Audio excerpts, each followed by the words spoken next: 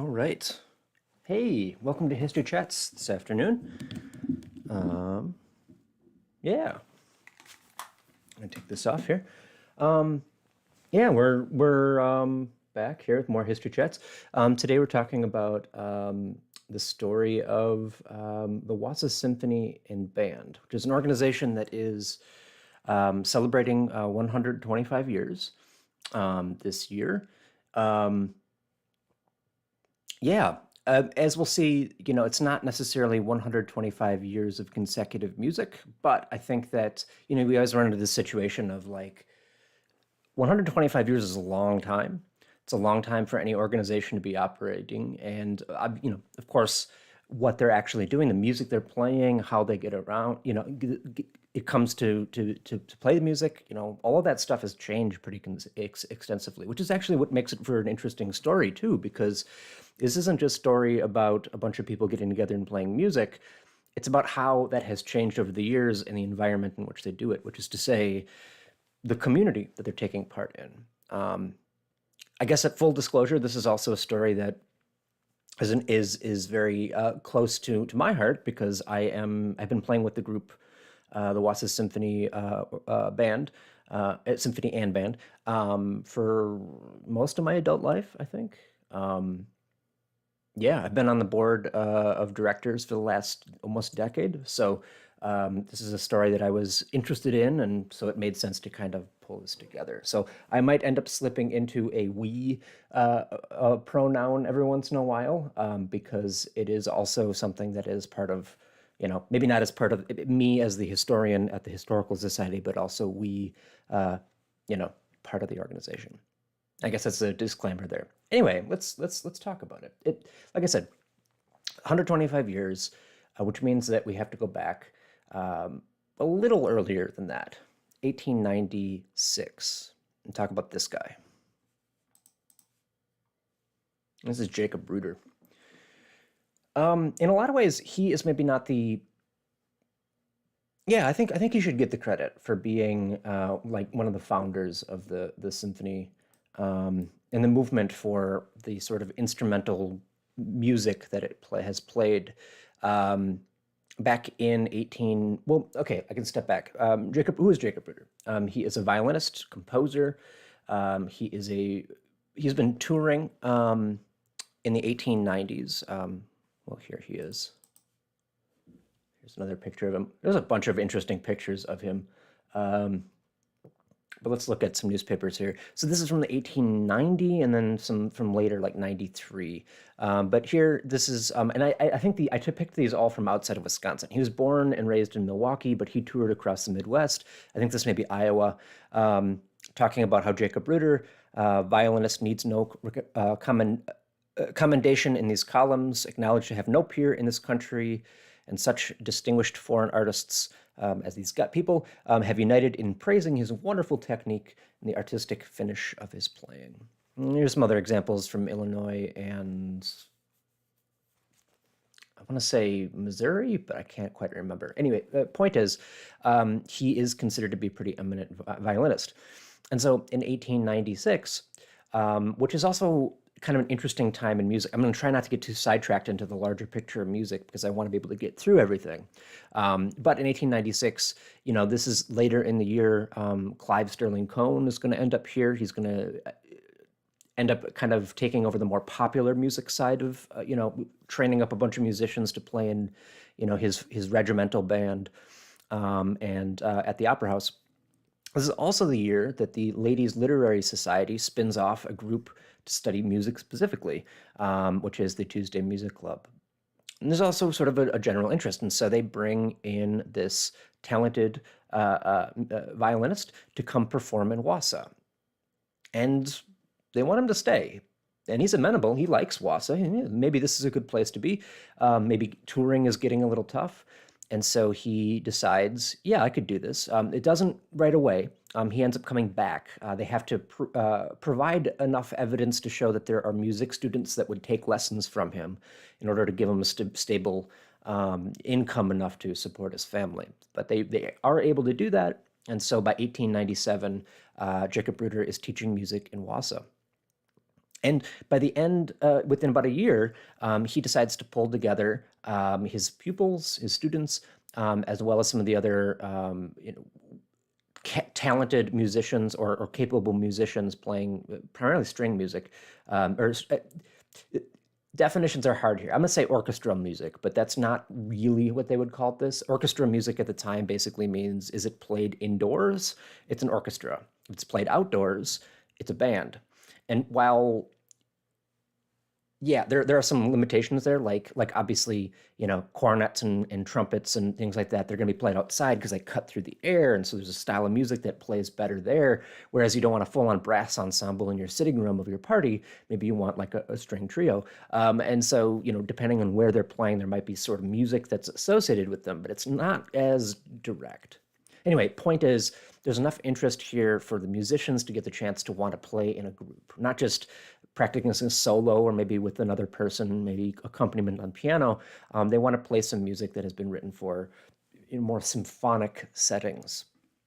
And so comes the creation in 1898 of the Wausau Philharmonic Society.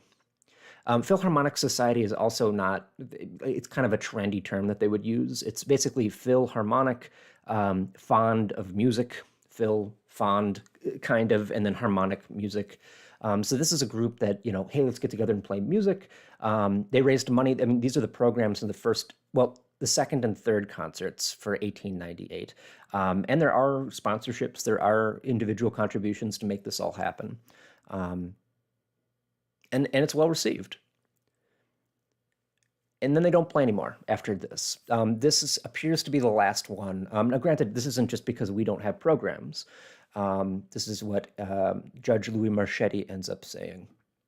This is from his landmark book in 1913, and he's talking about what he's calling Opera and Choral Society. This is sort of the heading to get into, the Choral Society and the Tuesday Music Club and some of the other stuff that's happening over this period. But he says that in the decade from 1900 to 1910, the English-American population took great interest in the advancement of music.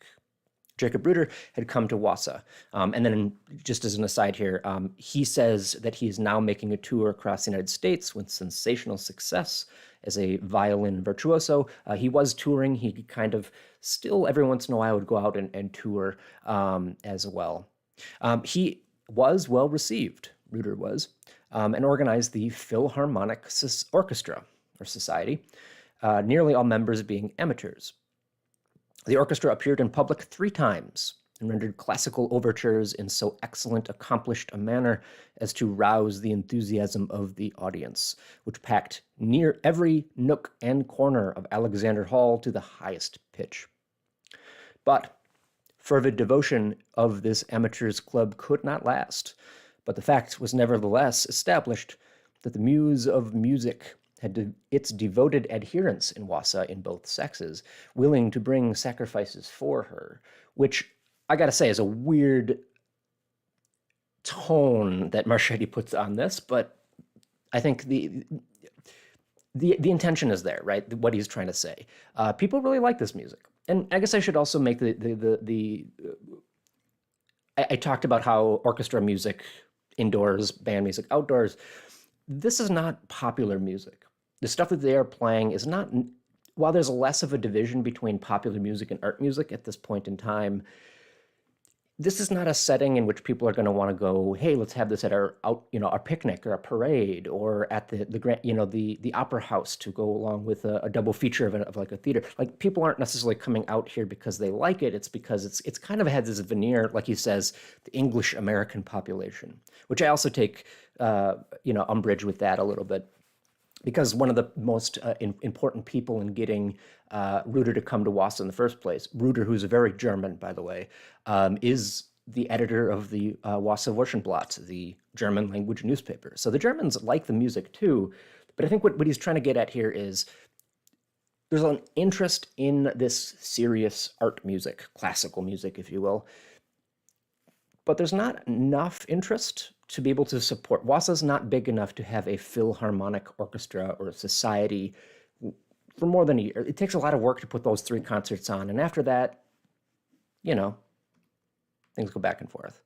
So for the 1920s and teens and until the 1920s, I should say, around 1923, I think, Jacob Reuter is contacted by some local businessmen, and they say, "Hey, we'd love you to put together an orchestra again, and this time for like a series." And from this point on, they do indeed perform. So they kind of come back. It takes a little bit. It takes about 25 years to get up and running back again. But by this point, there is support. In the meantime, Reuter and others would kind of put on little, quartets or like one-off things here and there. But there was not really a dedicated orchestra. But here they are. And this is unfortunately, or for better or worse, the only picture that we have. This is them up at the Fromm Brothers farm. There's an interesting connection here where a lot of the ginseng guys seem to be very generous patrons. The Fromm brothers were good friends with Reuter himself, so this makes sense. But I believe, and I could be wrong about this specific person here, but the man credited with getting, kind of contacting and spearheading the revival of the symphony orchestra here in 1923 was John Kohler, who is probably best known for being the pioneer of ginseng farming. So kind of interesting how that happens. And they do continue throughout this period, throughout the 19-teens or 20s and 30s. But by 1935, Reuter is getting older. He is, I mean, even here in the 20s, he's not a spry chicken anymore. Spry chicken. You know what I mean? He's not as young as he was. It's a lot of work to put this together.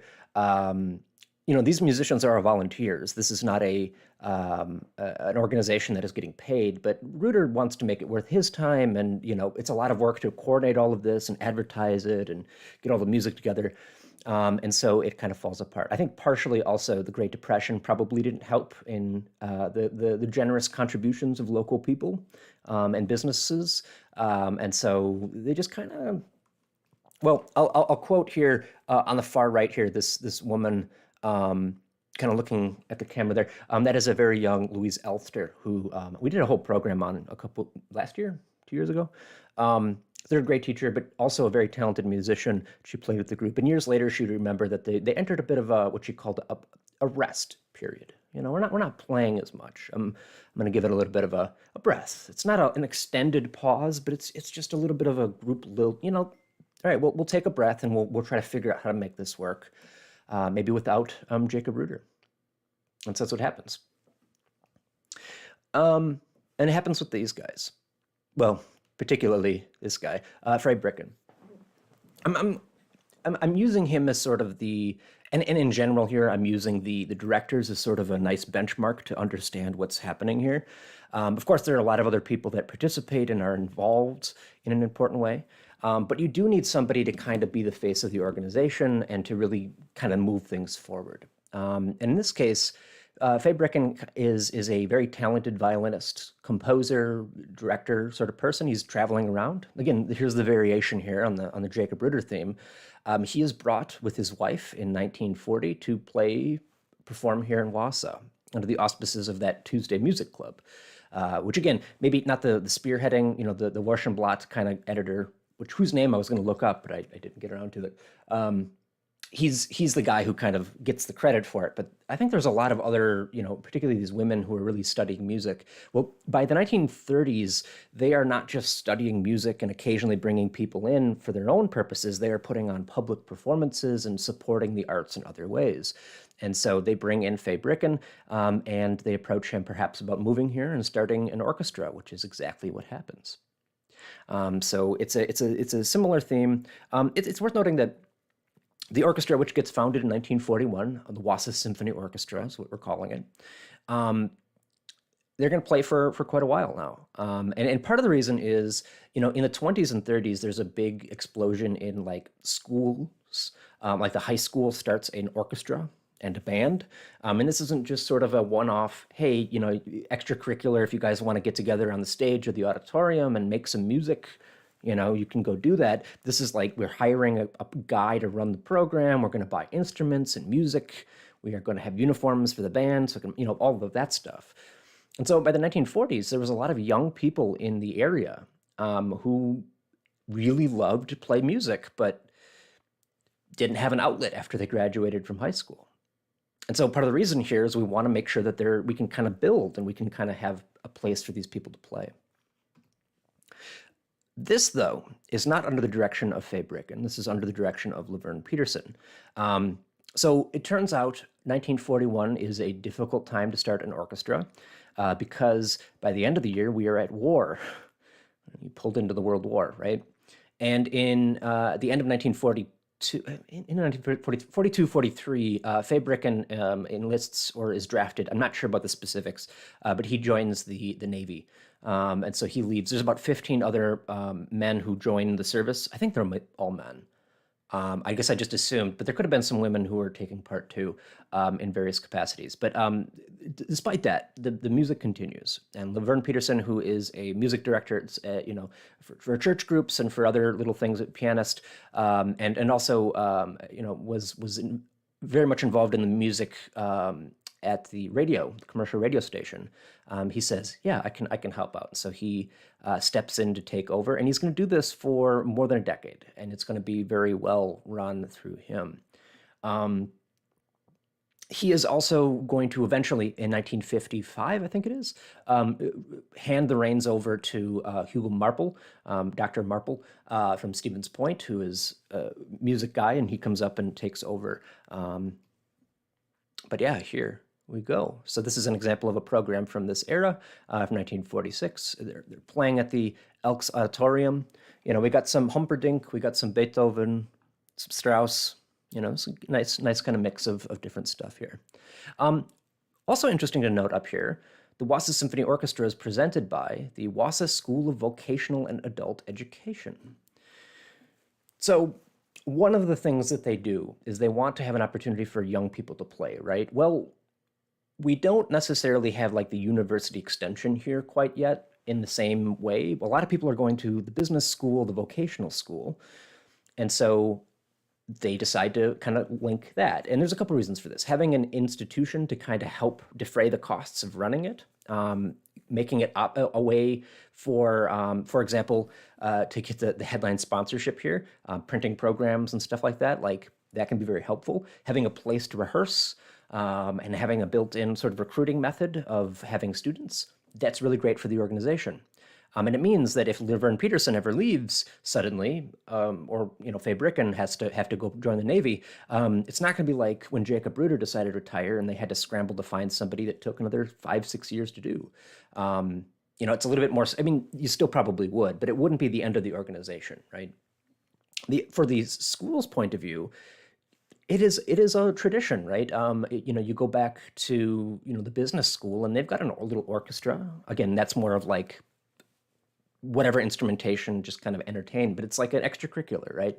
And I thought that this would be really helpful because a lot of the students that were taking classes, and you can see here from 1957, this is listing them. You got how to communication courses. You got business correspondence and typing, shorthand.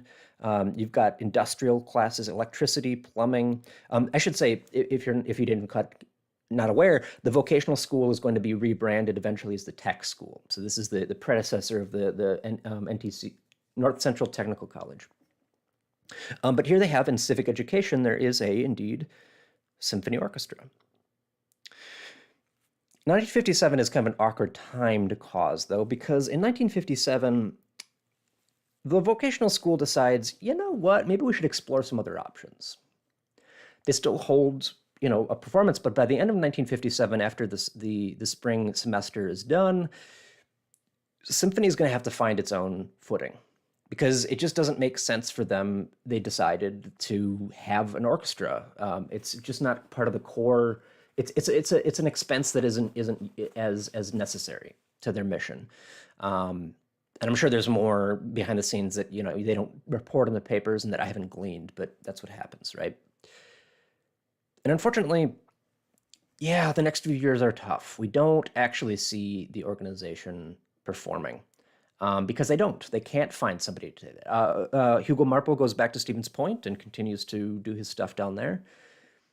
And the band is quiet, or the orchestra is quiet. And I say tacit here because it's not like there's not other stuff happening. There's other music in the area, and particularly there's a lot of choral music that's finding its footing. Singers outside of church services are starting to put concerts on. In particular, you have like this tradition of the Wausau Oratorio Chorus, which gets started in the 40s. I don't know if it's gets started. It is in the 40s, starting this tradition of singing the Messiah, which is a great mass by George Frederick Handel. It becomes a regular tradition. And it is something that they are going to do for a long time. And even though this is the Wausau Oratorio Chorus, and later the Wausau Civic Chorus, and there's other iterations and other versions of this over the years, the Wausau Symphony is helping with this. And so over the next few years, even though we are kind of on a little bit of a break here, we're tacit, we're resting, again, to use Louise Elster's words, occasionally somebody will pull together some of the musicians to perform as part of the Messiah. And as we're going to get started, there's going to be that consistency, collaboration. So again, a lot of music here as well. I should say also there was a brief attempt, I think in 63, 64, that Karen Grill, the high school music teacher, and some of the other music faculty of the school district tried to pull together the symphony as well, hoping that maybe, using their facilities and, maybe music libraries and stuff, they could kind of help out. But it's a lot of work for them to do on top of teaching. So that kind of doesn't become a system either. But you can see here, oh, I didn't put this one in here. Okay. This is still here. Okay, I scanned the wrong program. Whoops. There's one here that we continue to do the Messiah, but now officially under a new organization. And this is going to be largely, again, another variation on a theme that we're seeing. In this case, we're not bringing somebody in, but we're taking advantage of a local institution. This is Jack Fitzgerald. John A. Fitzgerald was the music instructor at the growing UW campus here, the extension, and they have a music program. And it again, it kind of dovetails here where the symphony, what they're calling the Civic Symphony Orchestra at this point, they need a venue and they need somebody to kind of run the thing. And if you're taking music, or maybe you're not going into music, but you're taking other classes at the university and you want to play some music, there's maybe not as much musicians there taking, students at the two-year college to have a ensemble. And so it also helps to give them the experience to play in a group. And so it's kind of a win-win. And so for a long time then, or for a couple years throughout I think this is 1967, 68, this starts up. And through the early 70s, this will be one of the venue and sort of the relationship that will happen here. Eventually, Jack Fitzgerald is going to step away. There's going to be a couple of people, notably Sister Shirley Wagner, who was did music at Newman High School, so a sister, first female, and actually I think, I'll say the only female director that we've had that was more than just an interim. So she was there for 2 years. Eventually, she goes off to try to get a graduate degree in physical education. So she has to step away from that. But and then we settle on a guy named John Borowitz, who's going to bring things differently. But in the meantime, this is the late 70s. Again, we want to try to figure out a way to make sure that the organization can continue without having to necessarily completely rely on like a school. And so to wit, and of course, this is a time in which there's a lot of art being supported and growing at this point in time. We've talked in the last 2 weeks about like the Art Museum and the Festival of the Arts. These are all kind of getting started in the late 60s and the 70s. And by 1979, a new organization called the Symphony League, Wausau Symphony League, gets formed to be basically a fundraising and sort of the financial support for musical endeavors like the Wausau Symphony Orchestra. But I talked here about John Borowitz. I believe that's John here. In 1980, concerts continue. Not just the orchestra, but also a new group, actually two new groups. Let me break out an Excel spreadsheet here. I know it's exciting, but here we go. So I graphed years and basically the institutional here. So we start with Jacob Reuter here, right? He's off and on, maybe not all those years. A little bit of a pause. We get Frey, get Laverne, and Hugo. Again, we're going to have to, see what we do. If John Fitzgerald takes over, that's gives some stability. David Lee and Shirley. Oh, I should say Tim McCollum is in there for about 2 years too. and then John Borowitz. And you might think from John Borowitz, this is kind of incidental. It's kind of a nice interim thing before we get to Tom. But if I unhide here, this is where stuff starts to change. Oop. It works. So in 1980, we have the establishment of a symphonic band and a chamber chorus. So we have this association with the Messiah and with other sort of vocal groups. It's a nice collaborational opportunity. And so we split off a chamber chorus and then the symphonic band. There's a lot of musicians that play wind instruments that don't get a chance to play with the orchestra very much. The orchestra, a lot of the music is, it's music classically, the classical repertoire, which, can go back before there are like trumpets, right? There's no valved trumpet. So, and even, the brass instruments, you don't need a lot of them because you don't want to overpower the strings.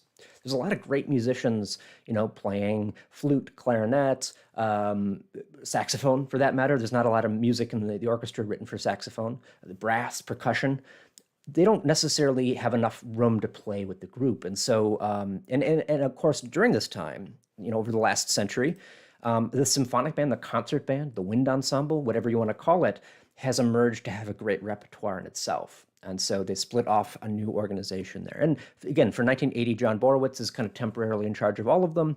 Over the course of the 80s, though, Tom Wallen will be in charge of the orchestra. Peter Phobia and Tom Mayak were going to kind of split the band. And then Karen Hines and Larry Brandenburg are going to be in charge of the chamber choir or chorus. This does come to an end.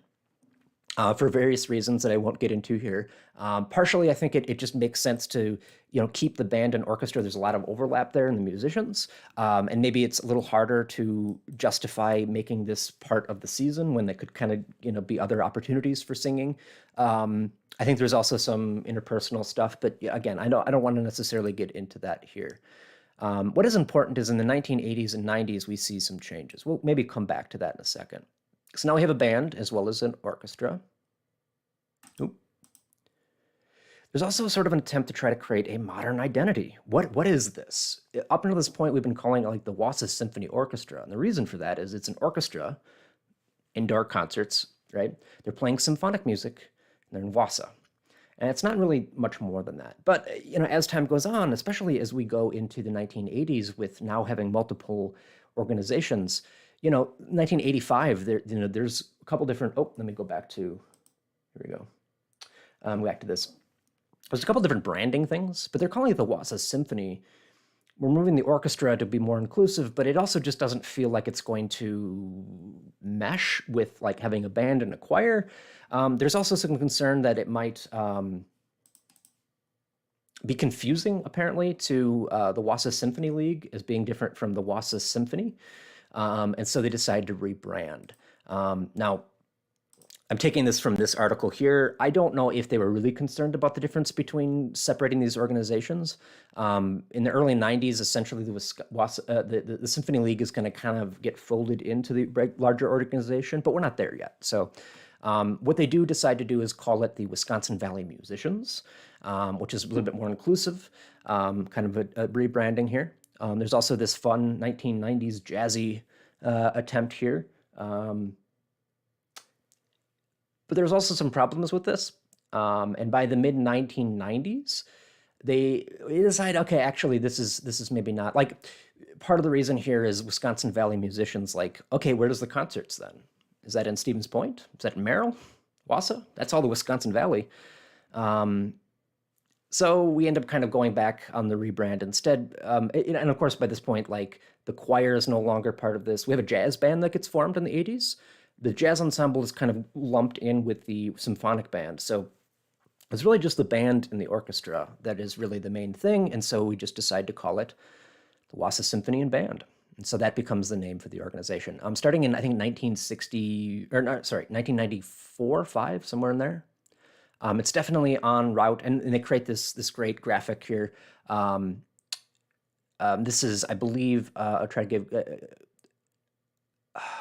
crap, I'm blanking on his name. Gary... it's not coming to me. There's a local artist who creates this. He's done a bunch of other graphics over the years too. Um, Anyway, by 1996, 97, it's being used, and in 1997, 98, celebrating 100 years. And so that's part of this too. Just to give you an idea of what the band is and orchestra are up to, this is just kind of a fun cross section here. There's some exciting stuff that's happening. So in 1998, 94, we have a welcome back concert with Bethany Hamilton on piano, sort of soloist. There's the Under the Big Tops sesquicentennial concert as we get into the sesquicentennial of the state of Wisconsin. And there's a bunch of music, some of which is specifically commissioned for this. There's a Messiah sing-along, so we still have the Messiah occasionally. We're taking part in that. Peter and the Wolf. There's an interesting tradition here where we partner with the Allegro Ballet Company. And there's a collaboration going into the schools, and like Peter and the Wolf is a great orchestration that kind of uses different instruments for different characters, and so you can kind of do some education there. Yeah, audience favorites, the Lyric Choir, Mozart and His Friend. Some great classic music, some jazz or more contemporary music, jam, blues. So there's a lot of interesting stuff that's been going on. Also, just interesting, there was an attempt in 2002. We were planning on going to China and having the symphony go tour there, which was something that people were doing at the time. Unfortunately, in late 2002, they start to hear about, an infectious disease that's causing a bit of a pandemic called SARS. And so ultimately, after kind of consulting things, we decide, actually, no, we're going to cancel that trip for the safety. But that's not something that like Jacob Reuter isn't taking. There's no sentiment that like, well, yeah, we're going to take the orchestra and we're going to go to really even very far from Wausau. So the idea of what the organization is doing grows and evolves too. There's also an attempt to try to go to Brazil, I think. There's also, I guess I should also acknowledge that in the late aughts, there was bit of a setback in which at the time, executive director, I think, embezzled some money. I think. She did. And ultimately that was a bit of a blow to the organization, and it's hard coming back from that. We have come back from it as an organization, and we still have been, the organization still played music throughout this period, of course. But that combined with the fact that I should also say, full disclosure, my mother was the executive director back in the 90s and manager of the 1980s. And talking to her, she was like, yeah, I mean, it wasn't that hard. We put an ad in the newspaper and we filled the Grand Theater. It's a lot harder to get audiences to come out to hear orchestral music these days. We don't necessarily perform at the Grand Theater. It's a lot of space to fill, and it's expensive to book. Thankfully, we have great venues like the Rothschild Pavilion, which we have a concert there every year, and then the First Presbyterian Church is a great venue too.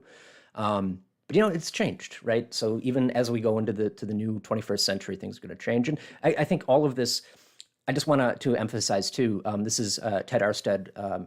I should probably give credit here. In the 1990s, Patrick Miles and Ted Arstead were kind of, the main the directors for the groups. Dan Larson takes over after a little bit of transition here for the orchestra, and for the last decade, Pat Lawrence, another Stevens Point borrowee. He's the low brass instructor from Stevens Point. At the university, he's been in charge of the group, which has been great. And this is the era that I guess I was playing in the group, and I can say it's a lot of fun. And this is one of the things that I struggle to try to explain all of this. I know I'm already over my half hour that I try to stick to. There's a lot more stories that I could talk about. I'm trying to get the main story of what happened and all of that stuff. What it doesn't really capture is the fun that this is. It's a fun group. This is an opportunity. It's really remarkable for a community like Wausau to have a symphony and orchestra. There's a lot of other musical organizations, choirs. There are other bands, summer bands, city bands. You can Mosinee, Wausau, Athens, Merrill, Stevens Point. There's a lot of places to go hear music in this kind of music. The University of Wisconsin Extension has its own band that's kind of spun off into a community band as well. There's a lot of great opportunities for playing music and to listen to music. And that is pretty remarkable. And, again, as somebody who has been with the group for as long as I have, most of my adult life, it is a lot of fun. So I guess, sorry I didn't get into some of the more fun anecdotes throughout the years, but I wanted to, or play any music. Harder to find recordings from like the 1920s of what Jacob Reuter's band would have sounded like, but if I did, I would probably share those. Anyway, I guess this is just a prolonged plug as well, just to say that, like, hey, celebrating 125 years as the orchestra, the band and orchestra. First concert is actually this Sunday if you're watching this live. So if you want, come on out. Here's the program that I was putting together. I still have to finish this and get it to the printer before the program. But yeah, I don't know, feel weird kind of pitching this and like plugging the organization as my historian hat on, sort of, but also, it's still happening. Anyway, let me kind of end it there. A couple things just to let you know. Also this weekend, if you're looking for other things, maybe closer to home, we actually have here, our History Speaks is coming up. So we're going to be joined by John Harry, who is the director of the Portage County Historical Society, and he's going to be coming up and talking about the great and nuanced history between Stevens Point and Wausau, which is, I think, going to be a great program that is going to be this Saturday at 2 o'clock. If you're interested in coming to see that, please do. I think it'll be a great program. And of course, next week we'll be back with more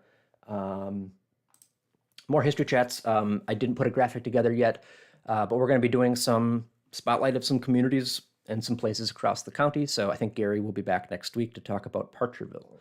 So yeah, more stuff to look out for. If you're still watching, thanks for watching.